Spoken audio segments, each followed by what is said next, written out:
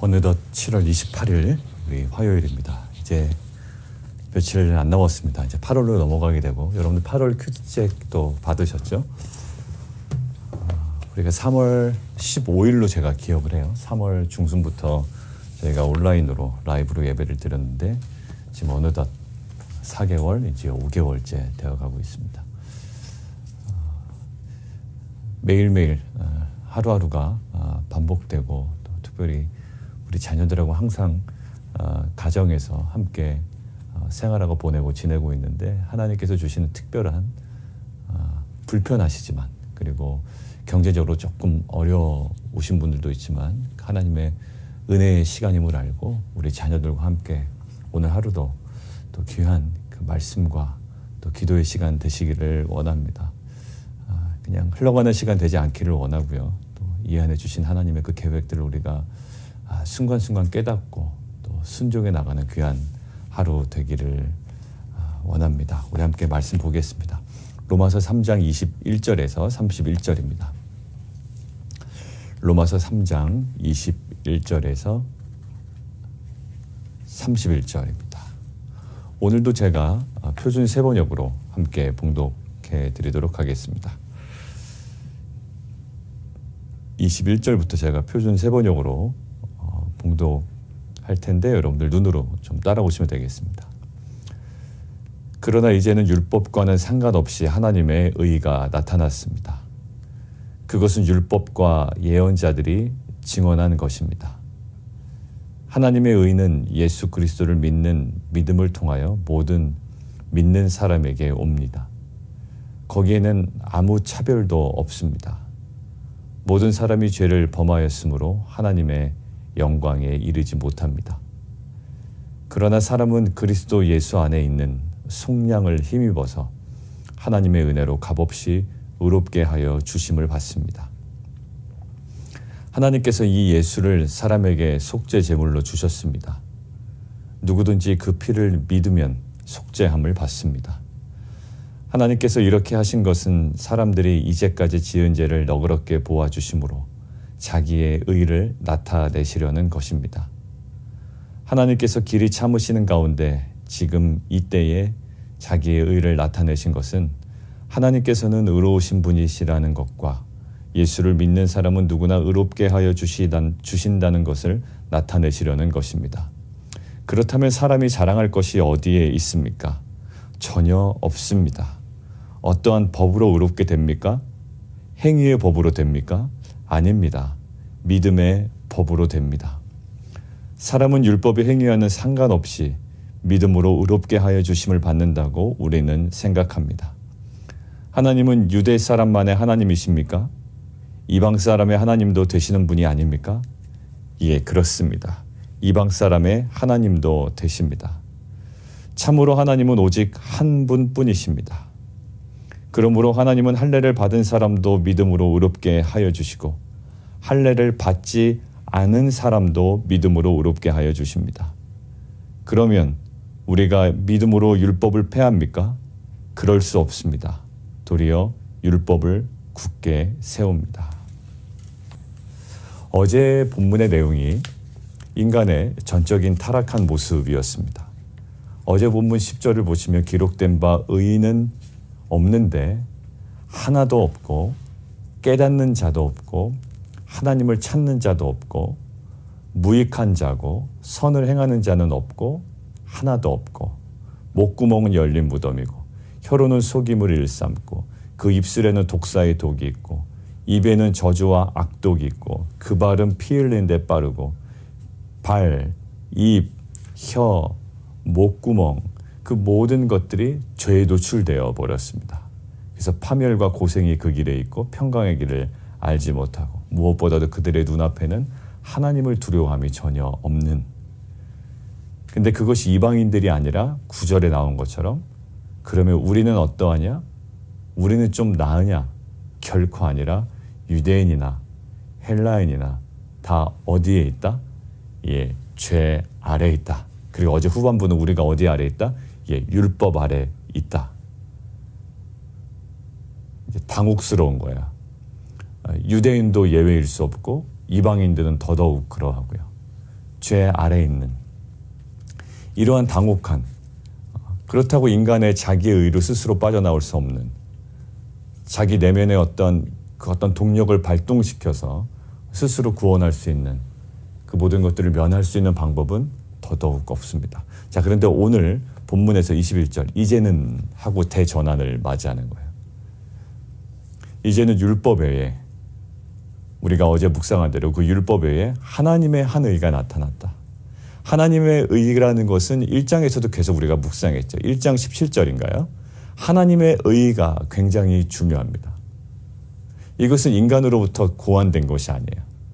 인간이 상상한 것도 아니고요. 하나님께 요청드린 것도 아닙니다. 하나님의 의예요. 근데 이것들은 어떻게 해요? 율법과 선지자들에게 증거를 받은 겁니다. 하나님께서 갑자기 우리에게 기분이 좋으셔서 우리에게 주신 것이 아니고요. 이것은 철저하게 하나님께서 계획하셨고, 그리고 율법과 선지자를 통하여 예언되었고, 그 예언된 것이 결국 성취되었던 거예요. 그러니까 우리는 인생의 모든 사건들을 그냥 우연히 살다 보니, 그냥 이것이 지나면, 그냥 또 우리가 잘 살았으니 근거가 어떻게 되죠? 상황에 근거를 두기도 하고, 또 나의 어떤 행위의 근거를 두기도 하고, 합니다. 이렇게 노력을 했으니 좀 그만한 결론이 나지 않을까? 근데 결국 그것이 무엇이 문제냐면, 내가 이 정도 잘했으니, 또 상황이 지금 분위기적으로 좋아지니 라고 하는 것은요, 항상 근거가 명확하지가 않아요. 때로는 내가 근거가 되기도 하고, 또 상황이 근거가 되기도 하고, 또 주변의 어떤 인물이 근거가 되기도 해요. 근데 성경은요, 아주 명확하게 하나님의 이 구원의 역사, 우리를 의롭게 하신 하나님의 의조차 하나님께서 이미 율법과 선지자들에게 이미 증거를 주셨고, 그것들이 이루어지고 있는 과정임을 얘기하고 있습니다. 자, 그래서 오늘 본문은요, 세 가지예요. 자, 첫 번째,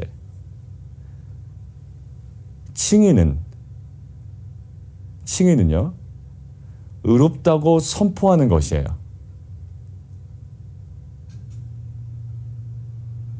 근데 그 사람 실제로 속은 어떻습니까? 지금도 계속 불의한 성격이 남아 있을까요? 이게 이제 학자들의 큰 의견이에요. 천주교 또 이 캐톨릭과의 어떤 그 많은, 또 그 캐톨릭 학자들 안에서도 많은 논쟁이 있었죠. 하나님께서 의롭다 하셨다. 칭의. 어떤 의미일까요? 거룩하다, 의롭다라고 하셨다는 것은 어떤 의미일까요? 그 속사람이 정말 불의가 다 없어져 버려 사라진 것일까? 그렇지 않아요. 칭의는 정말 의롭다고 선포해 준 겁니다. 죄인이고요, 또 죄질 수 있어요. 근데 어떻게 해요? 이 사람을 정죄할 수 있는 근거를 없애버린 거예요. 정죄할 수 있는 근거를 없애버린 것 뿐이지, 그가 실제로 내면에서부터 막 의로워진 게 아니라고요. 정죄할 수 있는 근거를 없애서 의롭다고 선포해 주신 거예요. 그러나 의롭게 만드신 것은 아니에요. 그러니까 우리가 구원받았다고 막 의로워지진 않아요. 의롭다 하심을 받은 것뿐이에요. 구원받은 다음에도 굉장히 자기중심적으로 사는 사람들 많아요. 죄 짓고. 자, 의롭게 만드는 것은 아니고 의롭다고 선포하신 거예요. 자, 이것이 근데 자, 세 가지를 한번 볼까요? 그럼 이 칭의의 근원이 있어야 되잖아요. 우리가 법정에서 쿵쿵쿵 하고, 자, 너 의로워 라고 하려면 마음대로 합니까? 재판관 마음대로? 그거를 뭐라고 그래요? 그 자체를 불법 재판이라고 해요. 하나님의 칭의는요, 하나님 그냥 마음대로 재정하시는 게 아니라고요. 자, 첫 번째, 우리의 칭의의 근원을 한번 살펴요. 칭의의 근원. 칭의의 근원은 누구예요? 24절입니다. 24절. 칭의의 근원, 인간이 아니에요. 칭의의 근원, 하나님의 은혜로, 거기 밑줄을 걷듯이 하나님의 은혜로. 하나님과 그분의 은혜로 말미암아. 그러니까 하나님의 은혜가 발동되지 않으면 아무리 우리가 행위가 열심히 있었다, 이 정도 했잖아요 라고 아무리 이야기를 해도 그것은 우리의 근원이 될 수가 없어요. 모든 이 칭의의 근원은 누구로부터? 하나님과 그의 은혜로 말미암아 시작이 되는 거예요. 자, 두 번째는 뭐냐면 칭의의 근거입니다. 칭의의 근거. 존 스타트 목사님이 칭의의 이제 요 구절에서 이 세 가지를 보셨죠. 칭의의 근원과 칭의의 두 번째는 근거예요. 첫 번째 칭의의 근원은 뭐라고요? 하나님과 그의 은혜. 두 번째 칭의의 근거. 그러면 하나님의 은혜로부터 시작은 되었지만 그냥 마음대로 그래 너 의롭게 해줄게. 아니요, 뭔가 근거가 있어야 되잖아요. 왜 근거가 필요하냐면 이거예요. 하나님께서 구약시대 때 이렇게 얘기했습니다. 이스라엘 재판관들에게 이렇게 말씀하셨어요. 의인을 의롭다고 하고 악인은 정죄해야 한다. 그것이 이스라엘 재판관의 꼭 감당해야 되는 사명이에요. 의인은 의롭다고 하고 악인은 정죄해야 돼요. 그런데 만약에 악인을 의롭다고 하고 의인을 악하다고 하는 이 두 가지 사람은 어떻게 된다? 다 여호와의 미워하심을 입는다라고 되어 있어요. 의인을 악하다고 하고요. 또 악인을 의롭다고 하는 자는 하나님의 미워하심을 받는다라는 거예요. 하나님의 법에 맞지 않는 거예요. 그러니까 지금 딱 문제가 생겼습니다. 은혜까지는 좋아요. 하나님께서 은혜를 베푸시는 것까지는 좋은데 하나님의 은혜도요. 지켜야 할 선이 있습니다. 하나님의 은혜도 스스로 한 말씀을 어기시면서까지 할 수가 없는 거예요. 이스라엘 재판관들에게는 악인을 의롭다고 하지 말아라. 의인을 악하다고 하지 말아라. 정죄하지 말아라. 그거 나의 미워하심을 받는 거야. 그건 절대 있을 수 없는 일이 하면서도 하나님이 지금 뭐 하고 있는 겁니까? 절대 있을 수 없고 해서도 안 되는 일을 지금 하나님이 하고 계시는 거라고요. 아무리 하나님의 은혜라고 해도.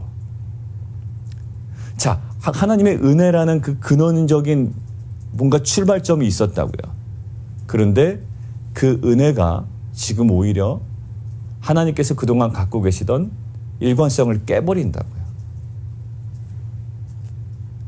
그럼 이 칭의의 근거가 무엇이 되어야 될까? 그때 하나님의 대답은 이거예요. 바로 십자가입니다. 그러니까 은혜의 근거는 어디서 나올까요? 우리는 막 은혜를 구하잖아요. 근데 하나님의 은혜도 막 주실 수가 없다니까요. 어제 본문에서 얘기했잖아요. 의인은 하나도 없어요. 다 죄 아래 있어요. 의인은 없나니 하나도 없고 깨닫는 자도 없고 하나님을 찾는 자도 없어요. 그 사람을 어떻게 의롭다고 하냐고요, 하나님이. 하나님께서 이미 내뱉으신 말이 있는데. 그러니까 은혜가 우리에게 다가오는 통로는 무엇으로 온다? 십자가로 와요. 예수님의 십자가가 없었으면 하나님이 우리에게 의롭다 하시다 말을 할 수가 없어요. 그건 하나님이 불법을 저지르는 거예요. 물론 그러지 아니하시겠지만 하나님이 스스로 불법을 저지르는 일이라고요. 근데 하나님의 은혜가 우리에게 전달되는 중요한 통로의 근거가 있었는데 그게 뭐냐면 바로 십자가예요. 보세요. 24절. 그리스도 예수 안에 있는 구속, 즉 속량으로 말미암아. 지금 사도 바울은 계속 표현하고 있죠. 자, 25절. 이 예수를 하나님의 뭐예요? 그 피로써 믿음으로 말미암은 화목제물 다 이것이 뭐냐면 하나님께서 이 불의한 자를, 악한 자를 의롭다라고 할 수 있는 근거들을 지금 사도 바울은 나열하고 있어요. 하나님이니까. 아니요, 아무리 하나님이라도 안 돼요. 그런데 십자가가 있기 때문에 그 대속적인 십자가의 죽음이 있기 때문에 이제 악한 사람들, 이 죄인들에게도 의롭다라고 말할 수 있는 근거가 생기는 거예요. 그 은혜가 임하게 된 결정적인 근거가 뭐라고요? 그게 바로 십자가예요. 거기에 보십시오. 하나님께서 길이 참으시는 중에 전에 지은 죄를 간구하심으로 25절 자기의 의로우심을 나타내라 하심이니 26절 곧 이때에 자기의 의로우심을 나타내서 하나님께서 의로우심을 어떻게 나타내셨나요? 예수님의 십자가로 나타내셨어요. 하나님은 그냥 마음씨 좋으신 분이 아니에요. 내가 그냥 참아줄게. 이게 아니에요. 근거가 있어야 되는 분이에요. 하나님 정확하신 분입니다. 근거가 있어야 되는 분이에요. 그냥 내가 오늘 기분 좋으니까 너네 용서해 준다. 그렇게 하시면 안 돼요. 하나님은 큰일 나요. 왜? 악인은 악인답게 심판하셔야 되는 분이에요. 근데 왜 그거를 의롭다고 하시나요? 그게 바로 십자가의 죽음이에요.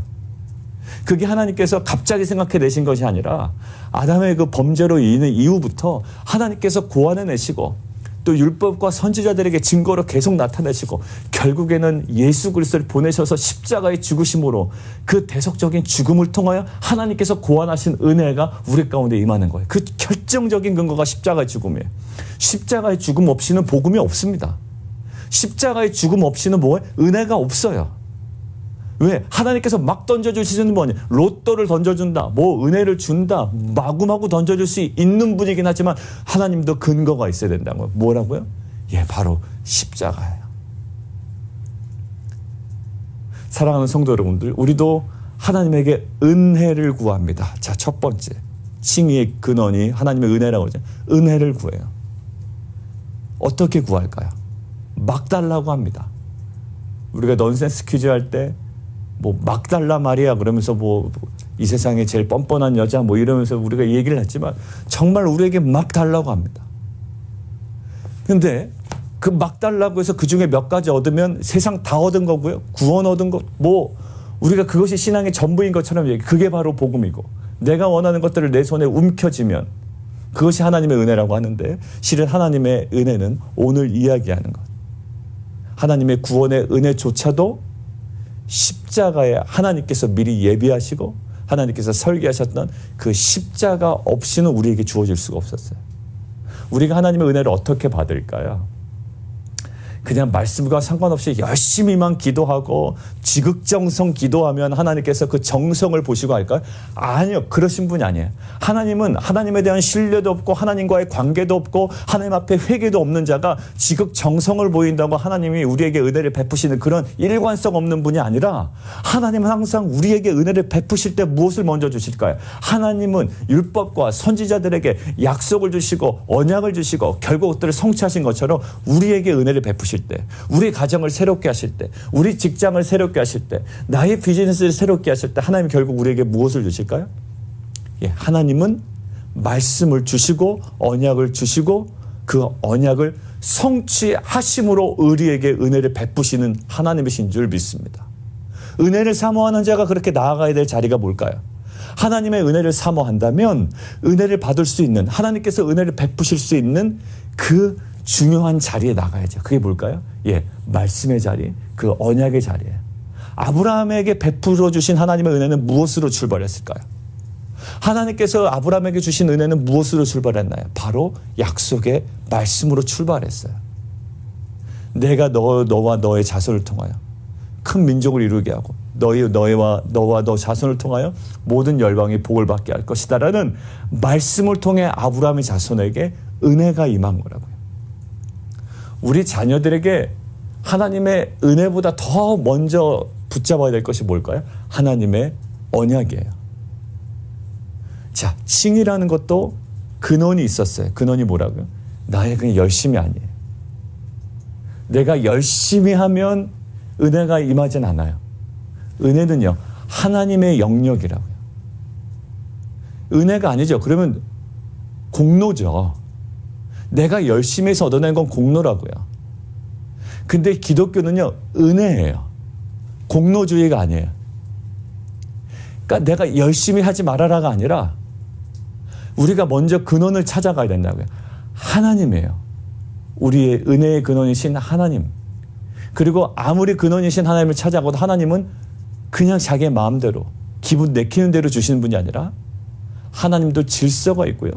법칙이 있고요. 하나님도 기준이 있으세요. 예수님의 십자가 없이 악한 자 죄인을 의롭다고 하실 수 없었던 것처럼 하나님도 우리에게 반드시 말씀을 주시고 말씀을 성취함으로 은혜를 우리에게 주시는 하나님이신 줄 믿습니다. 그러니까 결국 말씀이 흔들리면, 하나님과의 관계가 흔들리면 우리가 은혜를 구할 수 없을 뿐만 아니라 은혜를 누리지 못할 뿐만 아니라 이것이 은혜인지 유혹인지도 구분을 못해요. 제3자가 보기에는 유혹이라고요. 하나님으로부터 오지 않았어요. 근원을 파악하지 못해요.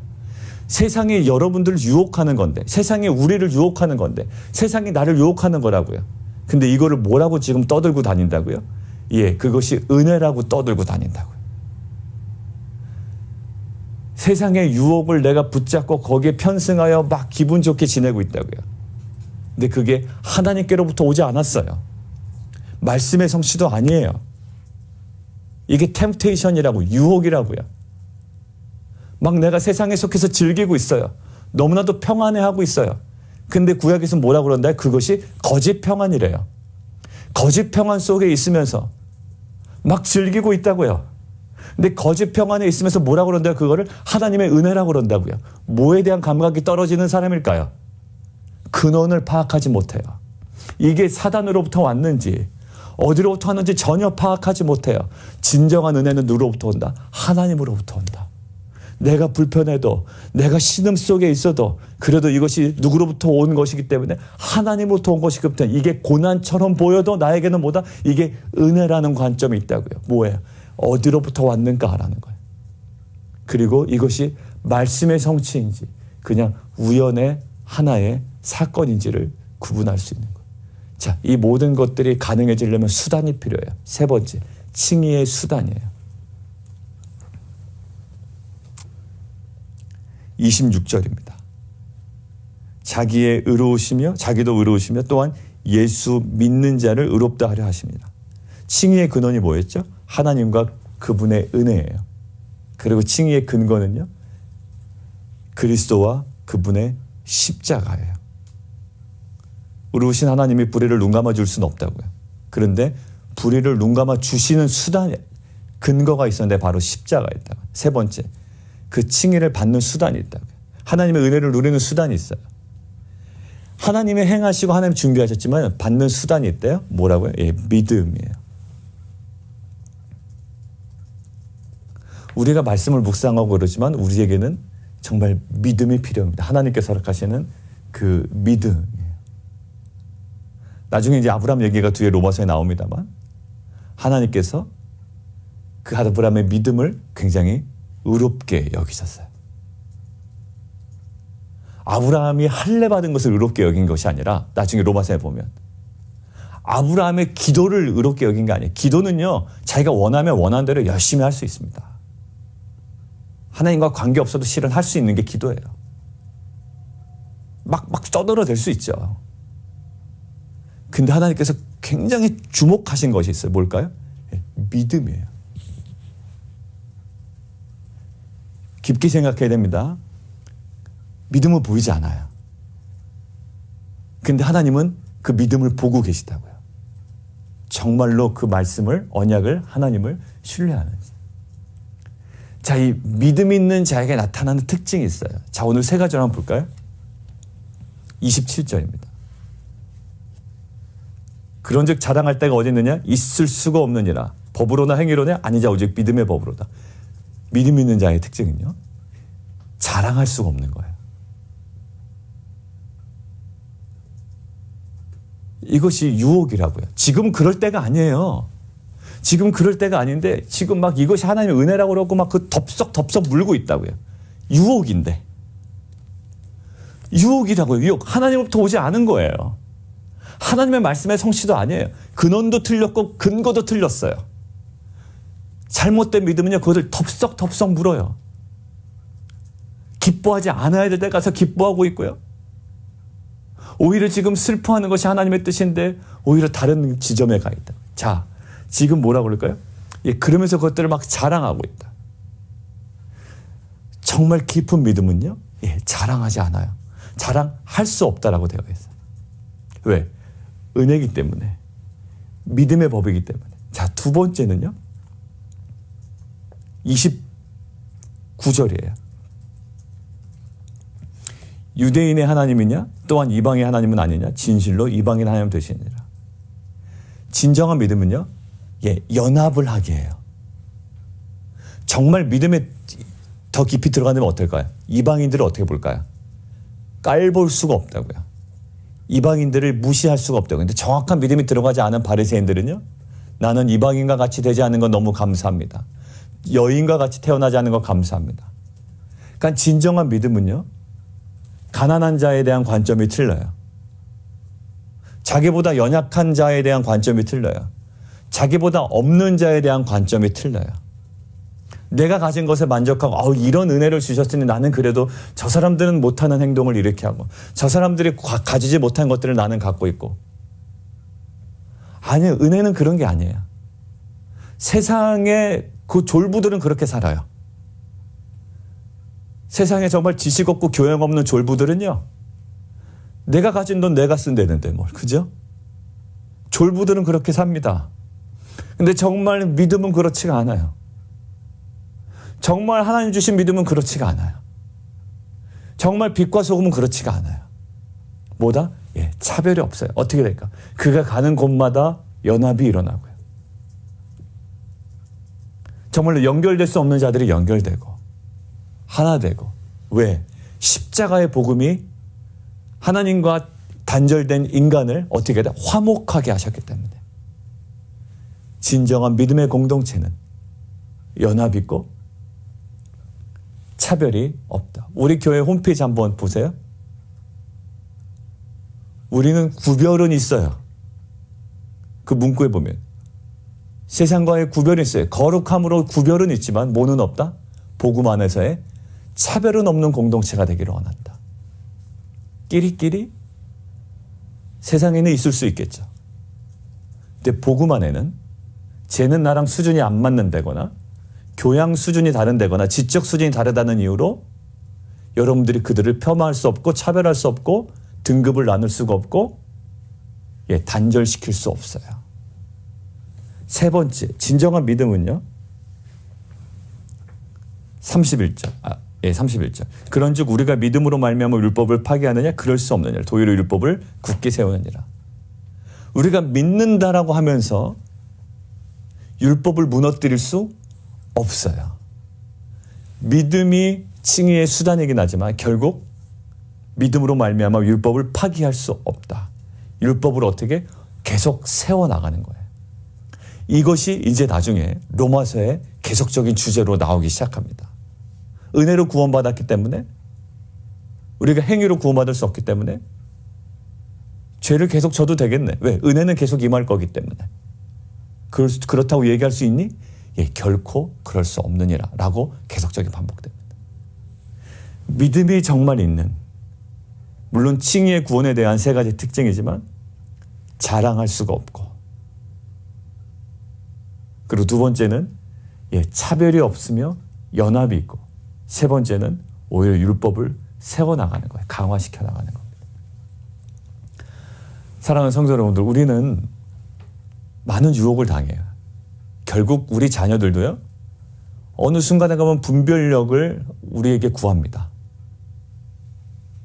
저거 분명히 잡지 말아야 되는데요, 너무 좋아 보이기 때문에 잡으려고 그래요.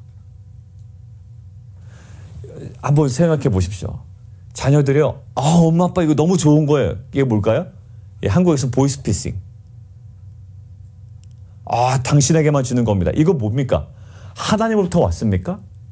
정말 법무부로부터 왔습니까? 정말 제도권 있는 은행으로부터 온 좋은 오퍼입니까? 아니요. 다른 나라 엉뚱한 곳에 콜센터를 두고 치는 사기범으로부터 온 거라고요.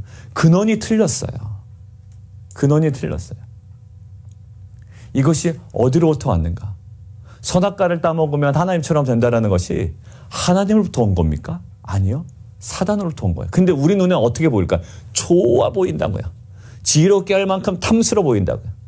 거기에서 막 선악과 따먹고 막 침 흘리면서 그러고 있어야 됩니까, 우리가? 아무리 좋은 오퍼가 왔다고 우리가 이렇게 해야 사람들이 우리를 알아주겠구나라고 그걸 덥석덥석 물어야 됩니까? 이것이 그렇지 세상 사는 방법이고 이것이 구원받은 백성의 화려한 모습이라고 우리가 그것이 우리의 생활이라고 떠벌려야 됩니까? 아니요. 자랑할 수 없고 이것이 어디로부터 왔는가가 중요해요. 구원은, 은혜는 하나님으로부터만 와요.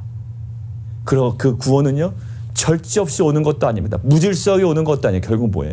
십자가가 있어야 악인을 의롭다 하실 수밖에 없는 거예요. 아니면 하나님조차도 눈 감고 그냥 은혜를 주실 수가 없는 분이에요. 결국 은혜가 오는 통로는 말씀으로 와요. 율법과 선지자들에게 이미 증거를 받은 대로 십자가를 통해서만 와요. 우리도 하나님의 말씀을 통해서만 은혜를 받겠다. 하나님으로부터만 받겠다라는 거예요. 그러한 분별력 있는 우리 귀한 공동체가 되기를 원하고요. 그리고 분별력이 정말 믿음으로 가능함을, 그래서 자랑하지 아니하고 차별 없고 더욱더 연합하고 오히려 율법을 파괴시키는 것이 아니라 율법을 더욱더 세워나가는 정말 살아있는 믿음의 공동체, 이 복음의 공동체가 되기를 주님의 이름으로 축원합니다. 우리 함께 기도하겠습니다.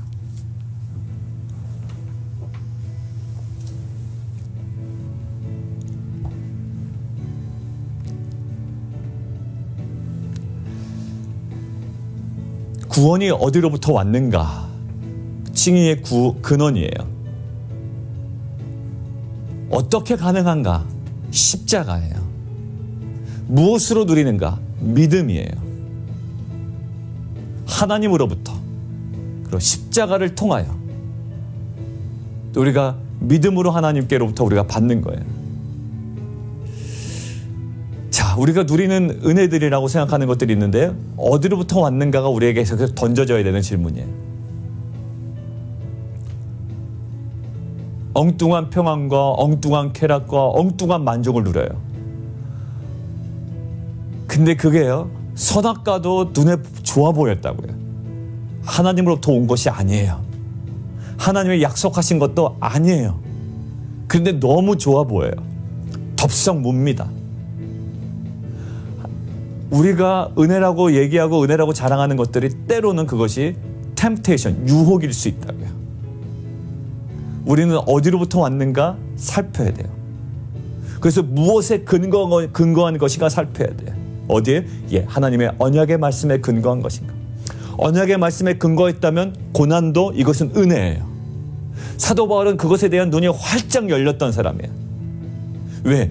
어렵지만 하나님의 말씀에 근거했기 때문에 괜찮아요. 그리고 이 모든 것들이 가능하게 하는 이 믿음이라고요. 오늘도 우리에게 다시 한번 새롭게 하신 하나님의 음성이 회복되기를 원해요. 하나님, 어디로부터 근거한, 무엇으로부터 근원된 것인지, 또 무엇에 근거한 것인지, 우리가 이것들을 정말로 참 믿음으로 받아들이고 있는 것인지, 차별이 없고 자랑이 없으며 오히려 율법을 무시하고 무너뜨리는 것이 아니라 율법을 세워나가는 그러한 건강한 공동체인지, 그러한 가정인지, 우리의 모습인지 우리가 묵상하며 하나님께 기도하며 나아갔으면 좋겠습니다. 기도하겠습니다. 우리 이 시간 다시 한번 기도할까요? 오늘 우리에게 계속 주시는 마음의 부담은 이거예요. 나를 기분 좋게 한다고. 여러분들 자기 기분 좋게 하는 사람 옆에 두고 싶어 하죠. 그리고 사람은 자기 기분 좋게 하는 상황들을 자꾸 만지고 싶어하고 가고 싶어하고 누리고 싶어합니다. 나를 편안하게 하고 나를 기분 좋게 하고 내가 만족되는 상황에 계속 있으려고 해요. 여러분들, 우리 세상에서 사기범들은요, 우리의 그 말초적인 그 만족들을 자극해서 우리를 안 좋은 곳으로 끌어당기는 거예요. 이게 어디로부터 왔는가 분별하는 것은 매우 중요해요. 그래서 우리 자녀들이 갑자기 어디서 좋은 소식이 있다 그러고 아빠 이거 지금 하지 않으면 안 된다 그러고 항상 뭔가 급할 때 굉장히 우리 부모들은 제동을 걸죠. 지금 오늘까지만 이 좋은 오퍼가 나한테 온대요. 대부분 뭡니까? 예, 그거 아니에요. 근데 우리가 그렇게 살아가고 있다고요. 이것이 하나님께로부터 왔는지, 정말 말씀으로 우리가 약속 받았던 것인지, 정말 그렇게 하나하나 따져보고 살아가는 것이 믿음이에요. 아브라함도 무턱대고 하나님께 달라고 그러지 않았어요. 아브라함이 초반에 실수했잖아요. 무턱대고 애굽으로 내려갑니다. 하나님께서 가라고 하시지 않았고요. 하나님께로부터 온 것도 아니에요. 그런데 무턱대고 기근이 오니까 내려가요. 이것이 우리의 모습일 수가 있거든요. 하나님, 정말 하나님부터 온 것인지, 그리고 하나님 이 말씀에 근거한 것인지 정말 우리의 믿음이 지금 제대로 발동되고 있는 것인지 하나님 분별하게 해주십시오. 하나님 정말 이것이 우리의 삶의 근거가 되게 하시고 믿음의 근거가 되게 해주십시오. 우리 함께 기도하며 다시 한번 나아가도록 할까요? 우리 함께 기도하겠습니다. 그리고 우리 함께 또 기도하기를 원하는 것은요, 우리 모든 사역들을 놓고 기도했으면 좋겠습니다. 교회 안에 일어나는 사역이라고 다 거룩한 것은 아니에요.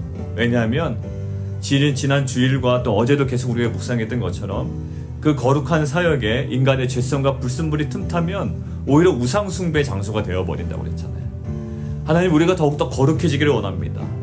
정말 거룩함에 애쓰고 그 거룩함에 정말 가난하고 간절한 심령들 되기를 원합니다.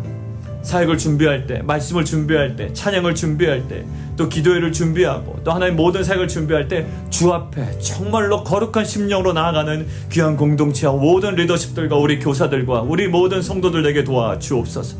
하나님, 우리 모든 사역에 정말 주의 마음을 부어 주옵소서. 주님의 말씀을 허락하여 주시옵소서.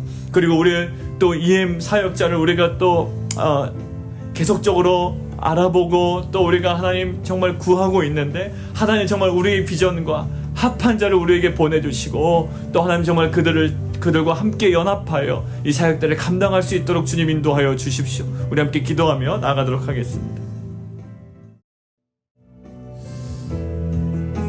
살아계신 하나님, 우리가 지금 누리고 있고 우리가 붙잡고 싶고 또 우리가 거하고 싶고 또 우리가 취하고 싶은 그 모든 것들이 진정으로 하나님으로부터 온 것인지 그 근원을 밝히고 분별할 수 있는 눈 허락하여 주시고, 이것이 말씀에 근거한 것인지 우리의 욕망에 근거한 것인지 우리가 하나님 분별할 수 있는 정말 그 은혜 허락하여 주시고, 정말 우리의 정말 믿음이 온전히 잘 발동되고 작동되고 있는지, 우리 안에 자랑은 없는지, 우리 안에 차별은 없는지, 진정한 연합이 이루어지고 있고 율법이 세워져 가고 있는지 하나님, 우리 안에 날마다 점검하며 주 앞에 거룩함으로 나아가는 귀한 공동체 될 수 있도록 주님 은혜 베풀어 주시고 또 각자의 심령 불쌍히 여겨 주옵소서. 많은 사역들을 치밀하게 계획하지만 또 말씀을 준비하고 찬양을 준비하고 예배를 준비하지만 그 인간의 치밀함보다 더 중요한 것, 하나님께서 원하시는 거룩인 줄 믿습니다.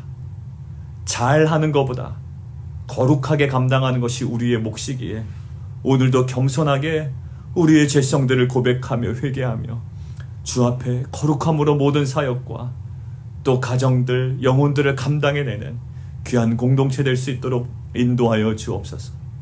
무엇 때문에 즐거워하고 무엇 때문에 감사하고 무엇 때문에 우리가 평안해하는지, 구약에 있었던 거짓 평안이 아니라 하나님으로부터 오는 말씀으로 우리 가운데 허락된 그 참 평안과 이 구원의 기쁨과 감사가 오늘 하루의 삶 가운데 우리의 믿음으로 하나님 정말 경험되어지는 귀한 공동체 되게 도와주옵소서. 예수 그리스도 이름으로 감사하며 기도합나이다.